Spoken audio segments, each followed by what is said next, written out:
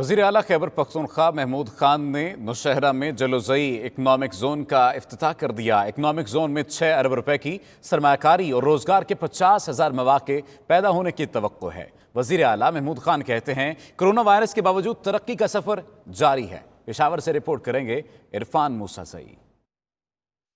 खैबर पख्तूनख्वा हुकूमत ने जिला नौशेरा के इलाके जलोज़े में इकनॉमिक जोन कायम कर दिया। 257 एकड़ रकबे पर मुहित इस इकनॉमिक जोन में सनतें लगाने के लिए इफ्तिताह से कबल ही 365 दरख्वास्तें भी मौसूल हो गयी। सूबाई हुकूमत को इस इकनॉमिक जोन में 6 अरब रुपए की सरमायाकारी और बिलवास्ता या बिलावास्ता रोजगार के 50,000 मौके पैदा होने की उम्मीद है। इकनॉमिक जोन का इफ्तिताह वज़ीर आला महमूद खान ने किया।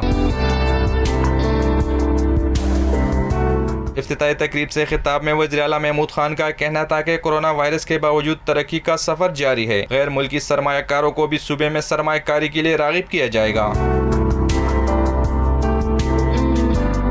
वज़ीर आला का कहना था कि मंसूबे से इलाके में तरक्की और खुशहाली का नया दौर शुरू होगा। पन बिजली, सनत, हाउसिंग और तामीरात के शोबे इस वक्त सूबाई हुकूमत की तरजीहात में शामिल हैं। इरफान मूसा सईद, 92 न्यूज़, पेशावर। वफाकी दारुल हुकूमत इस्लामाबाद में मंदिर की तामीर के मामले पर इस्लामी नजरियाती कौंसिल ने रोड मैप तैयार कर लिया है। कौंसिल 7 मुख्तलिफ मुआहिदों के हवालों का जायजा लेकर शरई राय देगी। तफसीलात के लिए इस्लामाबाद से फहीम अख्तर की ये रिपोर्ट देखिए।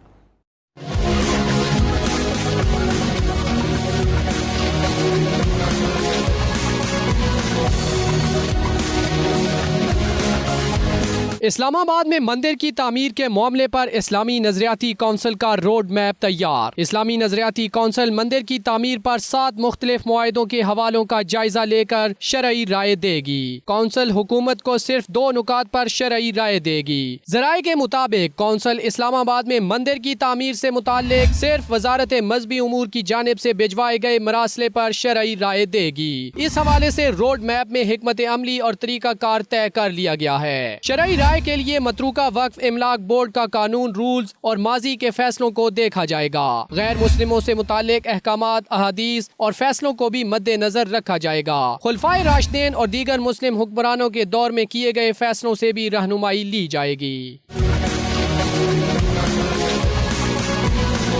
कांग्रेस और मुस्लिम लीग के दरमियान अकलियतों से मुतालिक मुआहिदों और जना नेहरू पैकेट में अकलियतों के लिए मुआहिदे का भी जायजा लिया जाएगा। आईने पाकिस्तान में दर्ज अकलियतों के हुकूक से मुतालिक शिकों को भी मद्देनजर रखा जाएगा। मुल्की और बैनुल अक़वामी माहिरीन कानून से भी राय ली जाएगी। इस्लामी नजरियाती कौंसिल का रिसर्च विंग राय से पहले से मौजूद मंदिर का दौरा भी करेगा। इस्लामी नजरियाती कौंसिल निजी हैसियत में भिजवाए गए मरासलों के बजाय हुकूमती खत का जवाब देगी। रिसर्च विंग की तहकीक के बाद सितंबर में इस्लामी नजरियाती कौंसिल की मुकम्मल बॉडी का इजलास होगा, जिसमें बहस के बाद हतमी राय दी जाएगी। सिंध हुकूमत ने सूबे में मवेशी मंडियां लगाने की इजाज़त दे दी, जबकि मंडियों के मुंतज़मीन पर लाजिम होगा कि कोरोना वायरस से बचाव के लिए इक़दामात पर अमल करवाएं। वफाकी हुकूमत ने सूबों को तजवीज़ दी है कि ईद उल अज़हा के मौके पर गली मोहल्लों, आबादियों में जानवरों की कुर्बानी से गुरेज किया जाए और खुले मैदानों को कुर्बानी के जानवर ज़िबा करने के लिए मुख्तस किया जाए। कसाबों के कोरोना टेस्ट कराने की भी तजवीज़ है। कराची से वकास बाकर की ये रिपोर्ट। वजीर आला सिंध मुराद अली शाह की ज़ेर सदारत इजलास। सिंध भर में मवेशी मंडियां SOP के तहत खोली जाएंगी। मुंतज़मीन SOPs पर अमल दरामद करवाने के पाबंद होंगे। वजीर आला सिंध ने कहा कि गली गली जानवर ज़िबा करने से बीमारी फैलेगी, जबकि यूनियन काउंसिल में जानवरों को ज़िबा करने के लिए जगह मुख्तस की जाएगी।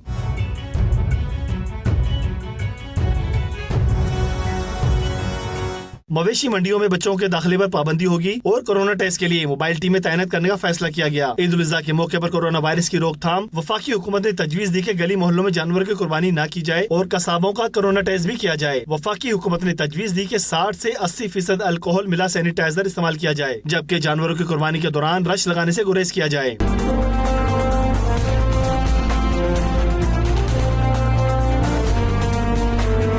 वफाकी हुकूमत की गाइडलाइंस में कहा गया कि नमाज ईद के लिए आने वाले हर फर्द की थर्मल स्कैनिंग की जाए और अलग अलग दाखिली और खारजी रास्तों का तयन किया जाए। वकास बाकर, 92 न्यूज़, कराची। मवेशी मंडियों में नाम के SOPs तो हैं, मगर उन पर अमल दरामद कहीं नजर नहीं आता। मास्क के बगैर मंडी जाने वाले समाजी फासलों की भी धज्जियां बिखेर रहे हैं। मंडियों की इंतजामिया भी SOPs पर अमल कराने से लाताल्लुक नजर आती है। लाहौर से फहीम अमीन की यह रिपोर्ट।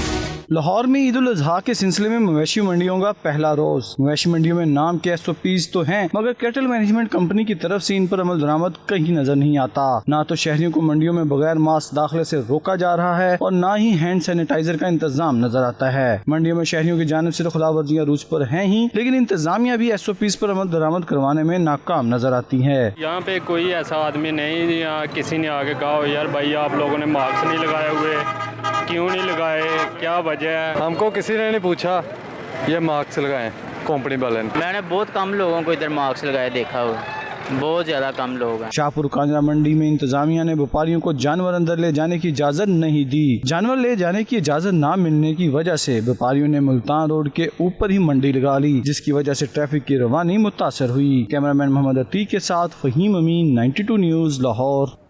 और अभी एक अहम खबर आपको देंगे कि इलेक्ट्रिक के तरसीली निज़ाम में खराबियां सामने आई हैं, जिसके बाइस सार्फिन परेशान हैं। सख्त गर्मी या मानसून आते ही के इलेक्ट्रिक का सिस्टम बैठ जाता है। सालाना अरबों रुपए कमाई के बावजूद इंफ्रास्ट्रक्चर पर खर्च नहीं किया गया है। पूरे कराची से तांबे की तारें निकालकर सिल्वर केबलिंग कर दी गई। इस पर बात करते हैं अपने नुमाइंदा शिराज अहमद से। शिराज, जब तांबे की तारें ही निकाल ली गई तो फिर सिस्टम का क्या रोना? दूसरी जानिब जब ये तांबे की तारें निकाली जा रही थी तो उस वक्त क्या किसी ने नोटिस नहीं लिया था?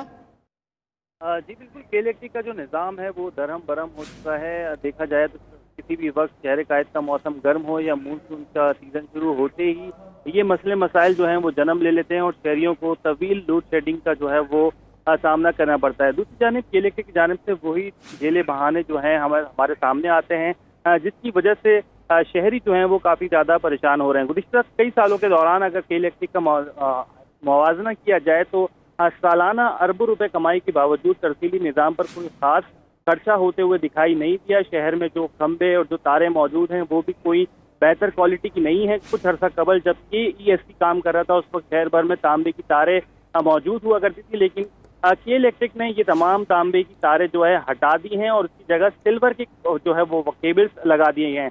इसी तरह जैसे ही हम देखते हैं कि लोड बढ़ता है, ओवरलोडिंग होती है, कोई फॉल्ट्स वगैरह होते हैं तो यहाँ पर सिस्टम ट्रिप होने का जो मामला है वो भी बहुत ज़्यादा संगीन होता जा रहा है। PMTs आए रोज़ जो हैं वो धमाकों का शिकार हो जाती हैं। बारिशें हों या मानसून का मौसम शुरू हो, सख्त गर्मी हो, सिस्टम बैठ जाता है।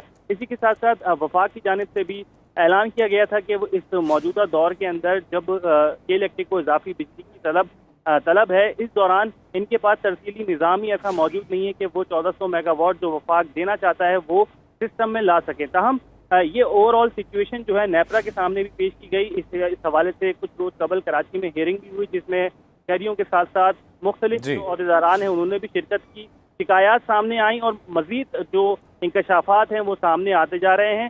ताहम के इलेक्ट्रिक को इन तमाम मामलों के बाद अब के इलेक्ट्रिक ने ऐलान किया है कि आइंदा 3 सालों में जो है तकरीबन $2 अरब की सरमायाकारी की जाएगी, जबकि गुज़िश्ता कई सालों से के इलेक्ट्रिक कराची रुपए कमा रहा है लेकिन इस पर खर्चा करने को तैयार नहीं। बहुत शुक्रिया शिराज, आपने आगाह किया।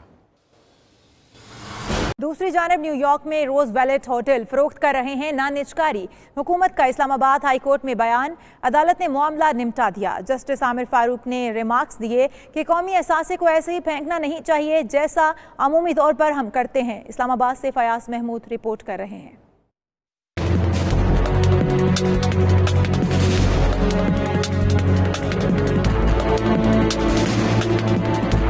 अमेरिका में PIA के मलकीती रोज वैलेट होटल की निजकारी रोकने की दरखास्त जस्टिस आमिर फारूक ने समाअत की। दौरान समाअत डिप्टी अटॉर्नी जनरल राजा खालिद महमूद ने अदालत को बताया कि रोज वैलेट को ना फरोख्त कर रहे हैं ना निजकारी की जा रही है। हुकूमत एडवाइजर मुकर्रर कर रही है कि कैसे होटल को मुस्तकबिल में मुनाफा बख्श बनाया जाए। जस्टिस आमिर फारूक ने इस्तिफसार किया कि आप ये क्या कह रहे हैं, फिजिबिलिटी सिर्फ मुनाफा बख्श होने के हवाले से तैयार हो रही है, होटल में ज्वाइंट वेंचर तो नहीं हो रहा।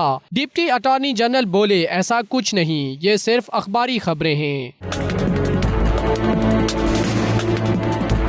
दरखास्त गुजार के वकील ने दलाइल दिए कि मोमिन खुसूसी जुल्फी बुखारी अपने फ्रंट मैन के जरिए होटल को लेना चाहते हैं। जुल्फी बुखारी पाकिस्तानी शहरी भी नहीं और न ही वो मुंतखब नुमाइंदे हैं। डिप्टी अटॉर्नी जनरल बोले जुल्फी बुखारी पाकिस्तानी हैं लेकिन दोहरी शहरियत के हामिल हैं। जस्टिस आमिर फारूक ने रिमार्क्स दिए तो फिर क्या आपने सुप्रीम कोर्ट का फैसला पढ़ा? ये तो पब्लिक ऑफिस होल्डर में भी आ जाता है।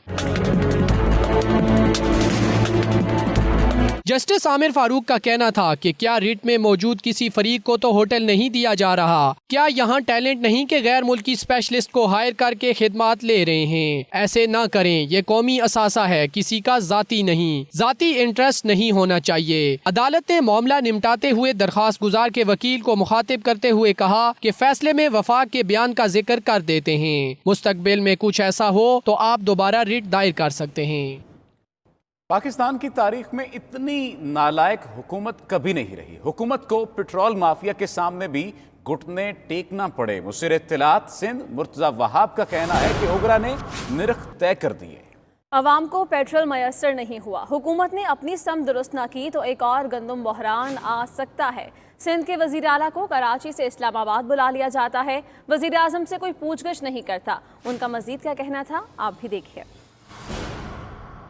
पाकिस्तान तहरीक इंसाफ वादे करने में बिलीव करती है लेकिन वादों को वफा करने में बिलीव नहीं करती। पाकिस्तान की तारीख में इतनी इनकॉम्पिटेंट गवर्नमेंट, इतनी नालायक गवर्नमेंट कभी भी नहीं रही कि रियासत के तय किए हुए तेल के निर्ख को इन्फोर्स करा सकें। ऐसा पाकिस्तान की तारीख में कभी नहीं हुआ कि ओगरा ने निर्ख तय कर दिए लेकिन पेट्रोल पंप्स पे गरीब आदमी को, आम आदमी को वो तेल मयसर नहीं हुआ। पेट्रोलियम माफिया के सामने भी इनको घुटने टेकने पड़े। अवाम को जो रिलीफ का वादा करते हैं वो वादा कभी पूरा नहीं होता। गंदम बहरान इस हुकूमत के दौर में स्टार्ट हुआ। अब बात एक ऑफर की। खैबर पख्तूनख्वा में मेगा प्रोजेक्ट्स की किसी भी इदारे से इंक्वायरी करा लें। वज़ीर आला खैबर पख्तूनख्वा महमूद खान का पीपल्स पार्टी को करप्शन साबित करने का चैलेंज कहते हैं।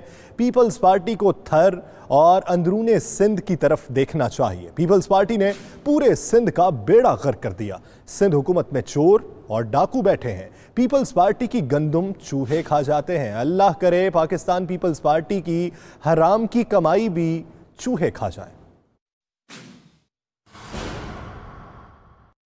सिंध गवर्नमेंट के हवाले से बात करूंगा और पीपल्स पार्टी की लीडरशिप के हवाले से बात करना चाहूँगा। जब भी कोई वाक़या होता है तो कहते हैं जी खैबर पख्तूनख्वा में करप्शन हो रही है, खैबर पख्तूनख्वा में ये हो रहा है, खैबर पख्तूनख्वा में हो रहा है। वो BRT के बारे में बात करते हैं, वो मलम जबा उसके हवाले से बात करते हैं और फिर जो हमारे फ्लैगशिप प्रोजेक्ट था फॉरेस्ट के हवाले से जो हमने 1 अरब पौधे लगाए थे उनके हवाले से वो बात करते हैं। मैं उनको खुला चैलेंज देना चाहता हूँ कि वो आए, जिधर जिस भी इदारे से इंक्वायरी करना चाहते हैं ओपन हैंड है, करे इंक्वायरी। जो भी गिल्टी हुआ उसको मैं खुद नहीं छोड़ूंगा। उन्होंने तो बेड़ा गर्क कर दिया है सिंध का, पूरे पाकिस्तान का उसने बेड़ा गर्क कर दिया है। जितने ये चोर है, जितने ये डाकू है, खुदा की कसम इनकी मिसाल मैंने कभी सुनी नहीं, देखी नहीं है। आपके गंदम चूहे खा जाते हैं, उसमें मट्टी भर के वो कहते हैं कि ये उनके गंदम के बोरियों से मट्टी बरामद हुई है और कहते हैं ये बाद में कहते हैं ये चूहे खा जाते हैं। तो शायद अल्लाह करे कि उन्होंने जो गैर कानूनी कमाई की, हराम की कमाई, उसको भी चूहे खाए। LNG की कीमत में 88 रुपये फी MMBTU तक इजाफा कर दिया गया। ओगरा ने LNG की कीमत में इजाफे का नोटिफिकेशन जारी कर दिया है। सुई नॉर्दर्न की कीमत 1000 से बढ़कर 1082 रुपये फी MMBTU मुकर्रर कर दी गई है। सुई सदरन की कीमत में 88 रुपये फी MMBTU इजाफा हुआ। सुई सदरन की कीमत 1027 से बढ़कर 1115 रुपये फी MMBTU मुकर्रर कर दी गई है। इस पर बात करते हैं अपने नुमाइंदा राना तारिक से। राना तारिक, 88 रुपये का इजाफा किया गया है, फैसला क्यों लेना पड़ा? जी बिल्कुल, आवाम के लिए ये एक बुरी खबर है कि ओगरा ने आज दरामदी LNG की कीमत में 88 रुपये फी MMBTU तक इजाफा कर दिया है। ओगरा ने LNG की कीमत के हवाले से, इजाफे के हवाले से बाज़ाब्ता नोटिफिकेशन भी जारी कर दिया है। सुई नादरन की कीमत जो है 1000 से बढ़कर 1082 रुपये फी MMBTU मुकर्रर कर दी गई है। सुई नॉर्दर्न के लिए कीमत में जो है वो 82 रुपये फी MMBTU इजाफा किया गया है, जबकि सुई सदर्न की कीमत में 88 रुपये फी MMBTU इजाफा किया गया है। सुई सदर्न की कीमत जो है 1027 से बढ़कर 1115 रुपये 1115 रुपये फी MMBTU मुकर्रर कर दी गई है। कीमतों का ये तयन जो है वो जुलाई के महीने के लिए किया गया है। LNG की कीमत बढ़ने से जो है वो पंजाब में CNG की कीमत भी बढ़ने का खर्चा पैदा हो गया है। जी बहुत शुक्रिया राना तारिक, आपने आगाह किया।